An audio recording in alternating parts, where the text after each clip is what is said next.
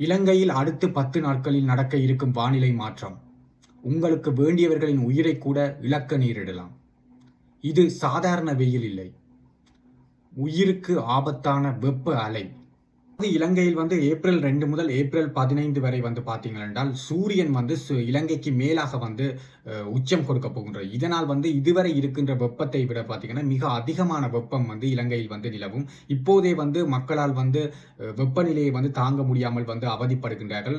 குறிப்பிட்ட ஏப்ரல் 2 முதல் 15 வரையான காலப்பகுதியில் பார்த்தீங்கன்னா இலங்கைக்கு மேலாக சூரியன் உச்சம் கொடுப்பதால் 40 பாகை சியில் இருந்து 42 பாகை சி வரைக்கும் வெப்பநிலை இலங்கையில் பல இடங்களில் காணப்படும். குறிப்பாக பார்த்தீங்கன்னா மத்திய மாநிலமான நுவரேலியா போன்ற மலையக பகுதிகளை தவிர்த்து மற்ற அனைத்து பகுதிகளிலும் பார்த்தீங்கன்னா நிச்சயமாக மிக மிக அதிகமான மனிதனால் தாங்க முடியாத அளவு வெப்பநிலை இலங்கையில் இடம்பெற காத்திருக்கின்றது.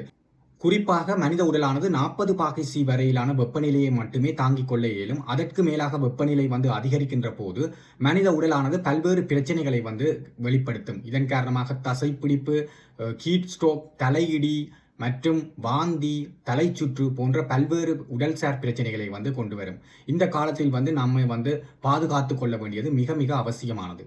இக்காலத்தில் அதிகம் பாதிக்கப்படுபவர்கள் பார்த்தீங்கன்னா சிறுவர்கள், முதியவர்கள், நீரிழப்பு அதிகம் ஏற்படுபவர்கள், அதே மாதிரி விசேட தேவையுடையவர்கள் எல்லாம் பார்த்தீங்கன்னா பெரிய அளவில் இக்காலத்தில் பாதிக்கப்பட வேண்டும். இவர்கள் மிக மிக கவனமாக வீட்டில் பாதுகாக்கப்பட வேண்டும்.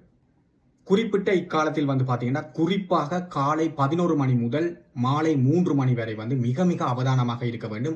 இந்த நேரத்தில் தான் பார்த்தீங்கன்னா வெப்பநிலை மிக மிக அதிகமாக காணப்படும். இந்நேரத்தில் வீட்டுக்கு வெளியே வெளியிடங்களில் செல்லும் போது பார்த்தீங்கன்னா மிகவும் பாதிப்பு பாரதூரமாக இருக்கும். இக்காலத்தில் பார்த்தீங்கன்னா தேவையில்லாத பயணங்களை தவிர்த்து கொள்ள வேண்டும். அதே மாதிரி இந்நேரங்களில் நடக்கப்படுகின்ற விளையாட்டு போட்டிகளை தவிர்த்து கொள்ளல் மிக மிக முக்கியமான ஒரு விஷயமாக பார்க்கப்படுகின்றது.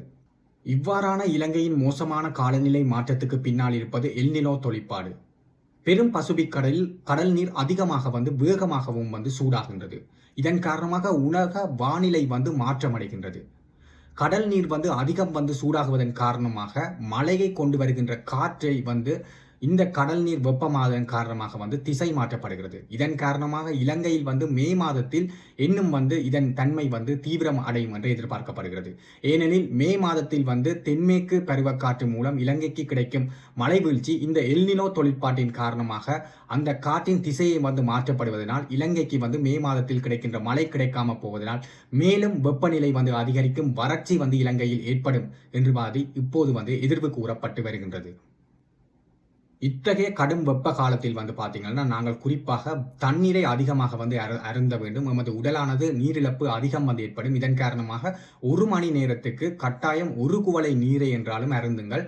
குறிப்பாக வீட்டில் உள்ள சிறுவர்கள் மற்றும் முதியோர்களை கட்டாயப்படுத்தி என்றாலும் நீரை அருந்த செல்லுங்கள். இதன் காரணமாக முடிந்தளவு எமது உடலில் நோய் ஏற்படாது பாதுகாத்துக் கொள்ள முடியும்.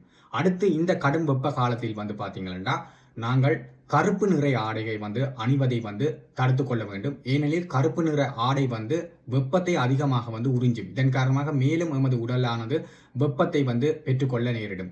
இதன் காரணமாக இதற்கு பதிலாக வெள்ளை நிற ஆடையோ அல்லது லைட் கலர் ஆடையை அணிவது உங்களுடைய உடலை வெப்பத்தை குறைத்துக் கொள்ள உதவும். இதைவிட குறிப்பிட்ட கடும் வெப்ப காலத்தில் வெளியே செல்வதை முடிந்த அளவுக்கு தவிர்த்து கொள்ளவும், வீட்டில் இருந்து அடிக்கடி நீர் அருந்துதல், அடிக்கடி குளித்தல், உடலை குளிர வைப்பதன் மூலமாக வெப்பத்தில் இருந்து பாதுகாத்து கொள்ள முடியும். அதையும் மீறி நாங்கள் வெளியே செல்ல முயற்சிக்கும் பட்சத்தில் தேவை இருப்பின் நாங்கள் இந்த கடும் வெப்பம் நிலவுகின்ற காலை 11 மணியிலிருந்து மாலை 3 மணி வரையிலான நேரத்தில் பயணத்தை மேற்கொள்வதை தவிர்த்து கொள்வது எமது வெப்பத்தில் இருந்து நம்மை பாதுகாத்துக் கொள்ள உதவும். இக்கடும் வெப்ப காலத்தில் தனிய மனிதர்கள் மட்டும் பாதிக்கப்படவில்லை, விலங்குகள், பறவைகள் கூட பாதிக்கப்படுகின்றது. உங்க வீட்டில செல்ல பிராணிகள் இருந்தால் அவைகளுக்கு பார்த்தீங்கன்னா ஒரு பாத்திரத்தில் எப்போதும் தண்ணீரை வையுங்கள். வாரத்துக்கு 2-3 தடவை என்றாலும் செல்ல பிராணிகளை குளிப்பாட்டுங்கள்.